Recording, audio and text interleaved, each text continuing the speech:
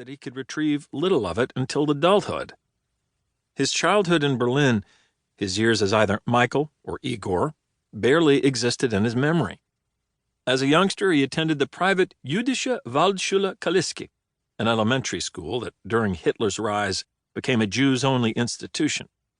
Nichols' father, a doctor named Pavel Peshovsky, was a Russian Jew, albeit so secular that he didn't even believe in circumcision. His mother, Brigitte Landauer, was a German Jew, wholly invested in and proud of her national heritage, and also indifferent to her religion. Within their cultural circle, Paul and Brigitte were not atypical. As Ladi Kaliski, who founded the school Nichols attended, put it, "We all had to learn to become Jewish." Most of us came from very assimilated families, and so did the children. But we understood that in order to give children a more positive attitude, they had to know something about their background. Whatever that education was to be, Michael, or as Elaine May later teasingly called him, little Igor, was not in the school long enough to absorb it.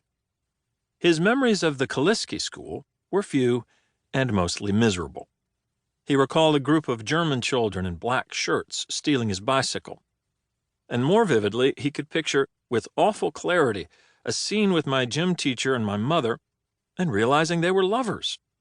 She was a beautiful woman, and I remember her quarreling with him, and he ripped a necklace off her and threw it out a window, and she went running after it.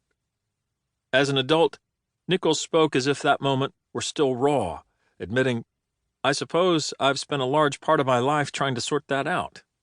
But at other times he pushed the door shut. A Jew in Nazi Germany, parents always fighting, he would say, as detached as if he were musing about a stranger. Aren't all childhoods bad? His ancestry, the family legend as he called it, was dramatic, filled with art and politics, wealth, loss, privation, and bloodshed. When he left Berlin as a little boy, he knew hardly any of it. His mother and his aunt had given him and Robert the good part. He was a cousin of Albert Einstein, no less, and thus had a famous relative already in America, a story he became so certain was prideful apocrypha that he was astonished when it turned out to be true. But they left out virtually everything else. He knew that his father was now a two-time immigrant. As a young anti-Bolshevik supporter of Alexander Kerensky, he had fled Russia, crossing the Gobi Desert into Manchuria, and eventually resettling in Germany. But not until Nichols was almost 80 did he learn that a fortune in gold had helped Pavel Peshovsky start his new life. Jews with gold mines, he marveled when, during a guest appearance on a TV genealogy show, he first heard the truth. One of his great-grandfathers, Grigory Distler, had taken possession of what was thought to be a depleted mine in Sakhalin Island and found an immense undiscovered trove of gold, enough to give his daughter Anna and her son, Nichols' father, 75 bars. The inheritance enabled their passage out of Russia and allowed Peshovsky to set up a successful medical practice in Berlin. "I always had this picture of my father somehow working his way up," Nichols said. They were rich. Who knew? I wish to God I had gotten to know my father better, because I had it all wrong. His mother, Brigitte, came from unhappier circumstances. Her father, Gustav Landauer, was an intellectual polymath who studied metaphysics and translated Shakespeare into German.